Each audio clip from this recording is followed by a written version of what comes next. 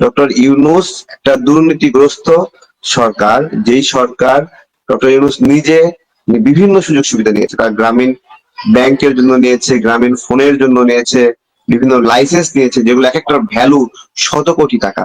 এগুলো নিয়ে সর্বশেষ এই যে বিভিন্ন ব্যক্তিবর্গকে নির্বাচনে বিশেষ স্পেশাল প্রিভিলেজ দেওয়ার জন্য একটা বৈষম্য করছে। ঠিক আছে, তো এইটা একটা খুব খারাপ নজির হয়ে থাকলো।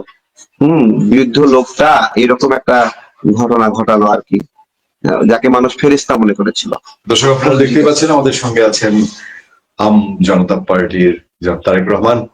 তারেক রহমান, আপনাকে স্বাগত জানাচ্ছি আমাদের দর্শকদের পক্ষ থেকে। আমরা আলোচনা করছিলাম বাংলাদেশের সমসাময়িক রাজনীতি নিয়ে আমাদের এই আলাপচারিতার অনুষ্ঠান খোঁজ খবরে। আপনাকে স্বাগত দর্শকদের পক্ষ থেকে।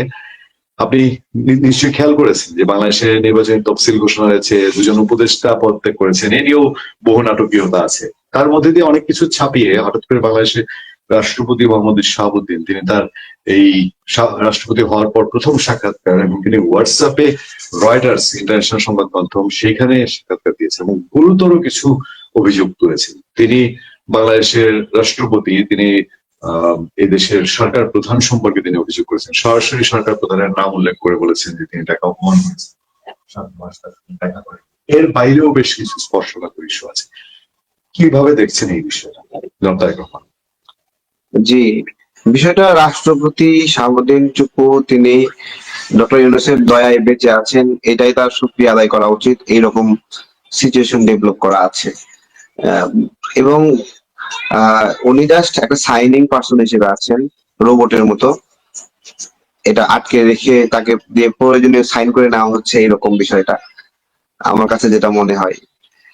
আর নির্বাচন আগ পর্যন্ত উনি সাংবিধানিক বাধাবাধকতার হয়তো কারণে পদত্যাগ করছেন না। আসলে ওনার পদত্যাগ করার অধিকারও মনে হয় নাই। হ্যাঁ, যে চাইলেই পদত্যাগ করবেন এরকম রাইটস নাই। তো এটা একটা সংকট, সংকটে তো আছেই পুরা দেশ, আমরা প্রত্যেকটা মুহূর্তে ফেস করছি।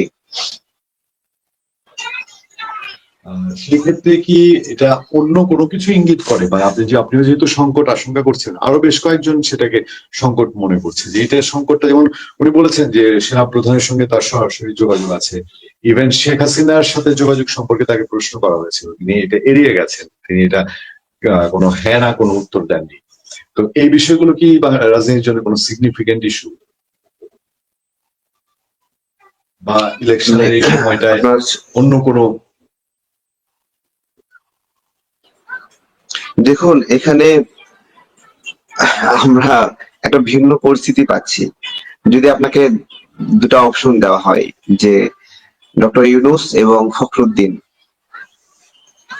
কার শাসন আমল ভালো, এটা যদি তুলনা করতে বলা হয় যে সততাপূর্ণ আচরণের ক্ষেত্রে ডক্টর ইউনূস বেশি সততাপূর্ণ আচরণ করেছেন নাকি ফখরুদ্দিন তার শাসন আমলে সততাপূর্ণ আচরণ করেছেন, ফখরুদ্দিনের সময়ের উপদেষ্টারা সততাপূর্ণ আচরণ করেছেন নাকি এই সময়ের উপদেষ্টারা, এই যে আসিফ, নাহিদ, মাহফুজ অথবা আরো যারা উপদেষ্টারা আছে তারা বেশি সততাপূর্ণ আচরণ করেছেন? সেটাই সরকারকে জিজ্ঞাসা করা উচিত যে তুমি বেশি সৎ নাকি ফখরুদ্দিনের উপদেষ্টা বেশি সৎ। ঠিক আছে, কে বেশি সৎ ছিল? তো এটা একটা অদ্ভুত বিষয় হঠাৎ করে মাথায় আসলো আপনার কথার প্রেক্ষিতে, বুঝছেন?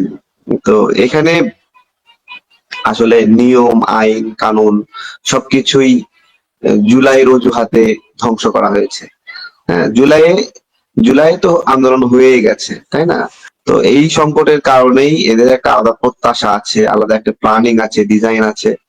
সেই ডিজাইনটা বড়ই বেমানান, কিন্তু এরা বেমানান হলেও এটাই চালাই দিতে চায়। একজন উপদেষ্টা যে নির্বাচন করতে পারে না, এটা তো বাংলাদেশের ছোট বাচ্চা শিশুও জানে।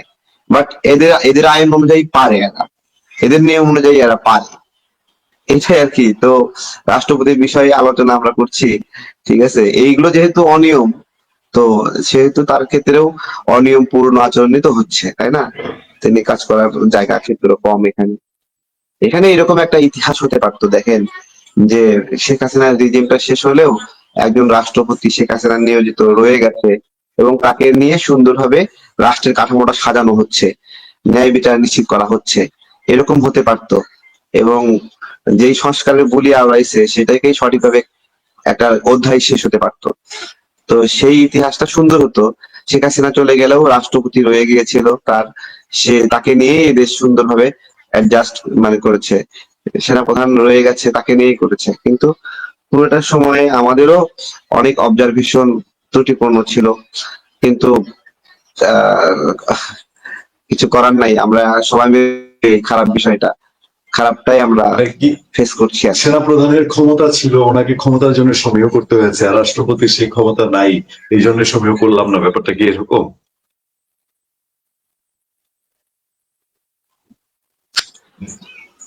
এইটাই আর কি। দেখুন, আমাদের আমরা বলছি কি দেখেন, যে রাষ্ট্র সংস্কার করব, সেই সংস্কারটা ভবিষ্যতের জন্য করব নাকি এখন থেকে ইমপ্লিমেন্ট করব। আমি একটা একটা সরকার অবস্থান করতেছে, তারা বলতেছে ভবিষ্যতের বাংলাদেশ বানাবে, বাট নিজেরাই এক একটা চোর বাটপার, তাই না? তো এই সংস্কার পন্থীদেরকে আপনার হলো, এরা কি জনগণের প্রতিনিধি বলেন? এই উপদেষ্টারা কোনদিন সংস্কার আলোচনায় অংশ নিচ্ছে? এই সরকারের যারা উপদেষ্টা, তাই না, এরা তো সংস্কারের সরকার। তারা কখনো সংস্কার কমিশনে দাঁড়িয়ে কোনো একটা মতামত দিয়েছে? তারা তো মতামত দেয়নি। আচ্ছা, যে সকল রাজনৈতিক দল এখানে আলোচনায় অংশ নিয়েছে, তারা কি সকল জনগণের প্রতিনিধি? 29টা দল বিএনপির কার্যালয়ে গিয়ে ঘোরাঘুরি করছে একটা আসনের জন্য, নাকি? যারা জনগণের কাছে ভোট চেয়ে একটা আসন নিতে পারে না, তারা সবাই মিলে রাষ্ট্রের সংস্কারের অধ্যায় রচনা করছে। আর আর জনগণ যাদেরকে চায় ভোটে, তাদেরকে ভোটে আসতে দিতে চায় না। তো যারা এই সংস্কারটা করতেছে, তারা কি সকল জনগণের প্রতিনিধি, সেটাই জিজ্ঞাসা করছে আর কি। আচ্ছা, তাহলে যেহেতু উপদেষ্টার পদত্যাগ প্রসঙ্গটা উঠলো, দেখেন কতগুলা ঘটনা। একটা হচ্ছে ওনারা পদত্যাগ করবেন করবেন না, এই করতে করতে শেষমেশ প্রধান উপদেষ্টা দপ্তর থেকে জানানো হলো, তারপরে শোনা গেল তফসিল ঘোষণা থেকে কার্যকর, এই ক্লসটাও মানুষের মধ্যে একটা ধোঁয়াশা তৈরি করলো।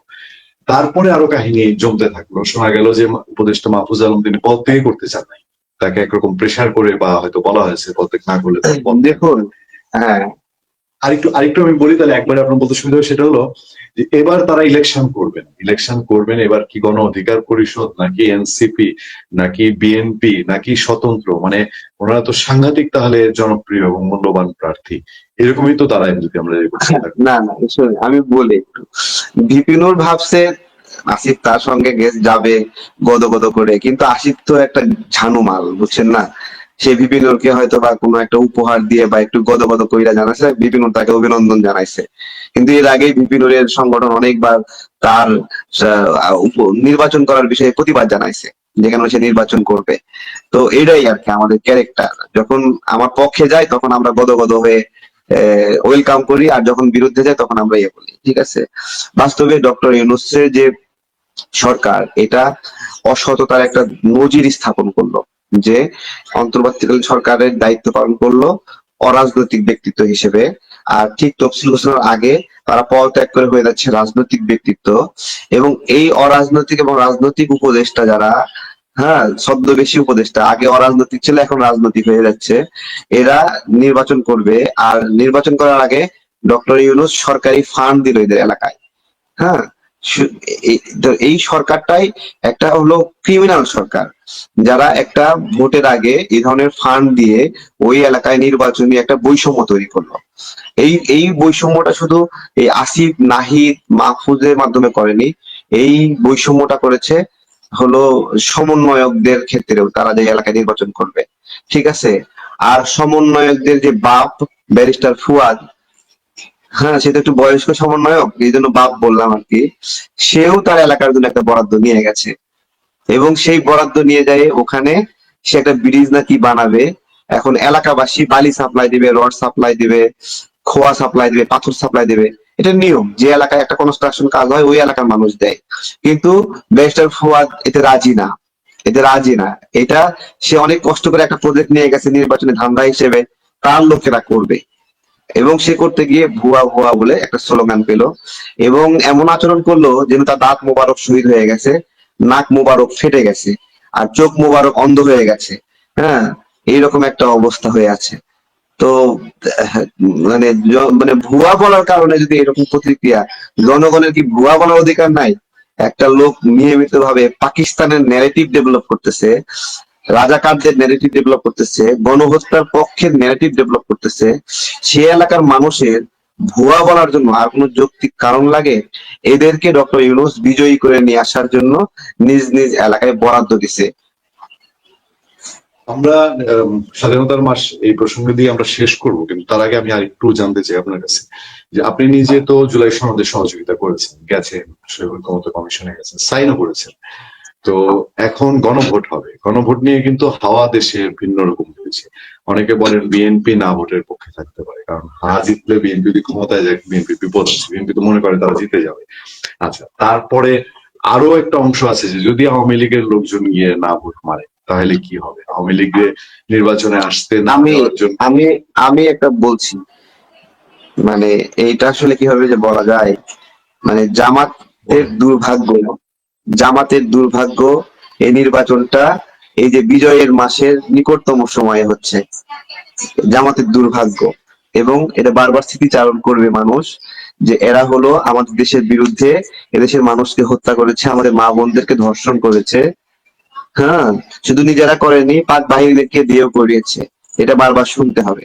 আর এই জুলাই সনদে অনেক কিছু আছে যা মুক্তিযুদ্ধের অনেক কিছু ধ্বংস করার প্রয়াস এই জুলাই সনদে আছে। ঠিক আছে, এই গণভোটটা যদি কার্তিক মাসে হতো, ঠিক আছে, অথবা ওইদিকে জুন জুলাই মাসে হতো, তাহলে একটা মানে জুলাই সনদ জিততো। কিন্তু ডিসেম্বরের নিকটতম সময় ফেব্রুয়ারি মাসে গণভোট হারবে আসলে আমার মনে হয়। ঠিক আছে, আপনি আপনি নিজেও তো সেটা সই করেছেন, যদি স্বাধীনতা বিরোধী ইস্যু থেকে থাকে, মুক্তিযুদ্ধ বিরোধী। মানে আমি আসলে শোনেন, আমরা শুরু থেকেই ওই যে মুক্তিযুদ্ধের আমাদের সংবিধানের যে 4 মূলনীতি পরিবর্তন করতে চায় ওটা বিরোধিতা করেছি আমরা। ঠিক আছে, ওটা বিরোধিতা করে এরকম অনেকগুলো বিষয় বিরোধিতা করেছি। আর আমরা তো ছোট, মানে আমাদের রাজনৈতিক পরিপক্কতাও অনেক বড় না, তারপরে হলো সামাজিক ভাবেও অতটা গুরুত্ব নাই।